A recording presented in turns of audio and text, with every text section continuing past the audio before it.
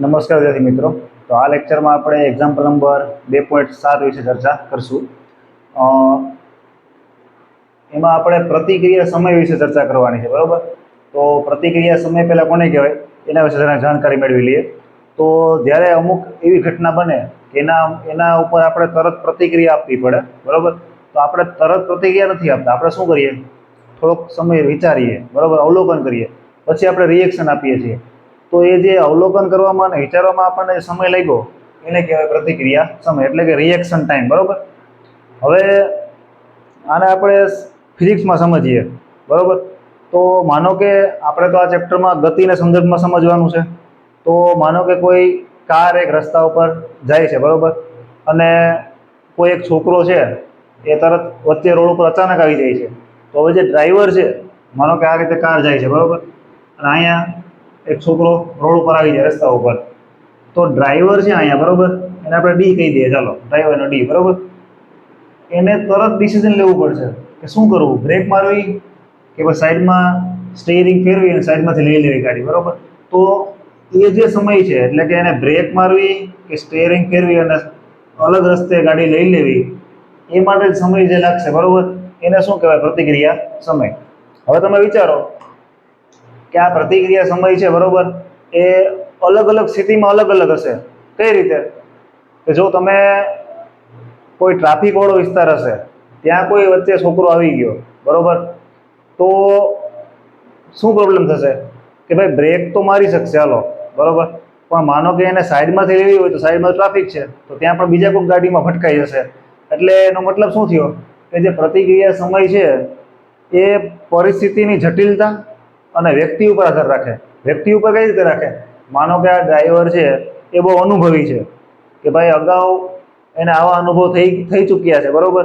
તો એને તકલીફ નહીં પડે, તો ગમે તેમ કરી અને છોકરાને બચાવી લેશે. એનો મતલબ કે આ પ્રતિક્રિયા સમય છે એ અલગ અલગ વ્યક્તિ ઉપર આધાર રાખે અને સ્થિતિ કેવી છે, બરોબર, એટલે કે પરિસ્થિતિની જટિલતા કેવી છે એના ઉપર આધાર રાખે, બરોબર? એને કહેવાય પ્રતિક્રિયા સમય. ટૂંકમાં કોઈ પણ ઘટના બને, બરોબર, તો આપણે જ્યારે રિએક્શન આપીએ તો એ રિએક્શન પહેલાં આપણે થોડોક વિચાર કરશું. તો એ જે વિચાર કરવા માટે સમય લેશું આપણે, અને પછી આપણે રિએક્શન આપશું, અને જે ઘટના છે એના ઉપર આપણે ગમે તે આપણું રિએક્શન આપશું, બરોબર? તો જે સમય લીધો આપણે વિચારવા માટે, શેના માટે સમય લીધો?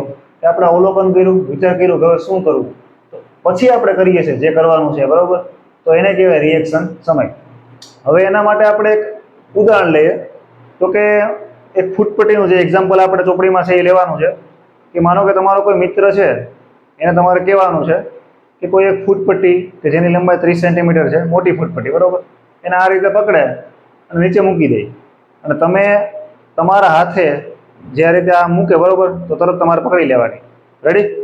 અને તમે જે પકડો એ પહેલાં એનું અંતર માપવાનું, અને એના ઉપરથી આપણે રિએક્શન સમય ગણીએ.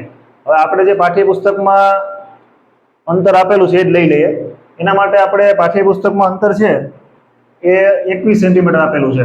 જો તમારે ઉદાહરણમાં જ લખેલું છે કે ડી બરાબર 21 સેન્ટીમીટર. એટલે કે આપણે જે ફૂટપટ્ટી હાથમાં પકડી હતી, બરોબર, એને આ રીતે હું નીચે મૂકીશ અને મારો મિત્ર છે એ આ રીતે પકડી લેશે આમ. તો અહીંયાથી અહીંયા પહોંચી એટલામાં એને અંતર કાપ્યું 21 સેન્ટીમીટર. હવે મેં રિએક્શન આપ્યું. શું રિએક્શન આપ્યું? તો કે ફૂટપટ્ટી નીચે પડી એટલે મેં સીધા હાથમાં પકડી લીધી, બરોબર. મને તરત વિચારવાનો સમય મળ્યો કે મારે ફૂટપટ્ટીને પકડી લેવાની છે. એટલે મને જે પકડવામાં વાર લાગી રિએક્શન આપવામાં, એ આપણે સમય ગણવાનો છે. એટલે કે આપણે અહીંયા ટી ગણવાનો છે. ટી એટલે રિએક્શન સમય, બરોબર. ચાલો, હવે આપણે આ જે અંતર છે 21 સેન્ટીમીટર, એના માટે રિએક્શન સમય ગણીએ. તો શું થશે?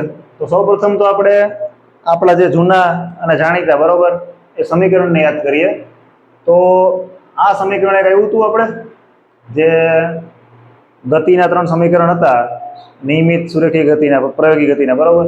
એમાં એક આ રીતે સમીકરણ હતું, x બરાબર v0t પ્લસ 1/2 at², બરોબર. તો આનો ઉપયોગ અહીંયા થઈ શકશે જો હું ફૂટપટ્ટીને આ રીતે રાખું છું, બરોબર, નીચે. એટલે શરૂઆતમાં એનો વેગ કેટલો છે આપણે જરાક નોટ ડાઉન કરી લઈએ. 0 હશે, અને ફૂટપટ્ટી મુક્ત પતન કરે છે, બરોબર. એટલે એનો જે પ્રવેગ છે આપણને શું મળશે? ગુરુત્વ પ્રવેગ -g. હવે આપણે એ કિંમત અહીંયા મૂકી દઈએ અને આપણું x છે એ અંતર છે, તો અંતર આપણે શું લીધું અહીંયા? d લીધું, બરોબર? તો આ સૂત્રમાં હું કિંમત મૂકું તો આ રીતે મને મળશે d બરાબર v0 તો 0 જ છે પ્લસ 1/2 માઇનસ gt સ્ક્વેર, બરોબર? એટલે d is equal to 1/2 minus gt square. હવે અહીંયા એક ધ્યાન રાખવાનું છે, આ તો અંતર છે, અહીંયા માઇનસ જી ભલે આવ્યો પણ આ માઇનસ જી એટલે આવ્યો કે આપણો ગુરુત્વ પ્રવેગ છે એ નીચે છે એનો માઇનસ જી છે, એટલે અહીંયા એનો મતલબ એવો નથી કાઢવાનો કે અંતર છે ઋણ થઈ ગયું, બરોબર? ચાલો આગળ કરીએ. હવે આપણે તો 21 સેન્ટીમીટર માટે લેવાનું છે, તો ચાલો આને પહેલા મીટરમાં ફેરવી દઈએ તો 0.21 મીટર થશે. હવે આના ઉપરથી આપણે ટી ને સૂત્રનો કરતા બનાવીએ તો મને આ રીતે ઇક્વેશન મળે, ટી બરાબર 2d છેદમાં g, બરોબર? વર્ગમૂળની, કારણ કે અહીંયા વર્ગ છે એટલે વર્ગમૂળ થઈ જશે. હવે આપણે રિએક્શન સમય છે, પ્રતિક્રિયા સમય, એને TR નામ આપીએ તો TR બરાબર આ રીતે લખી શકાય 2 ગુણ્યા 0.21 અને g એટલે 9.8, બરોબર?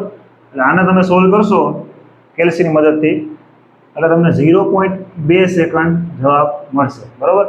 એનો મતલબ શું થયો કે આ ફૂટપટ્ટીના કિસ્સામાં જે આપણો રિએક્શન સમય છે એ 0.2 સેકન્ડ આવ્યો. એનો મતલબ કે જ્યારે મારા મિત્રએ ફૂટપટ્ટી મૂકી અને મેં પકડવાનો વિચાર કર્યો તો મને માત્ર 0.2 સેકન્ડ જ મળી કે મારે પકડવી કે ના પકડવી, આ રીતે, બરોબર? રેડી? તો આ પ્રમાણે આપણે પ્રતિક્રિયા સમય ગણી શકીએ. અને હવે આના આગળના લેક્ચરમાં આપણે સ્વાધ્યાયના પ્રશ્નો છે, દાખલા બધા પ્રોબ્લેમ, બરોબર? એ વારાફરતી સોલ્વ કરશું.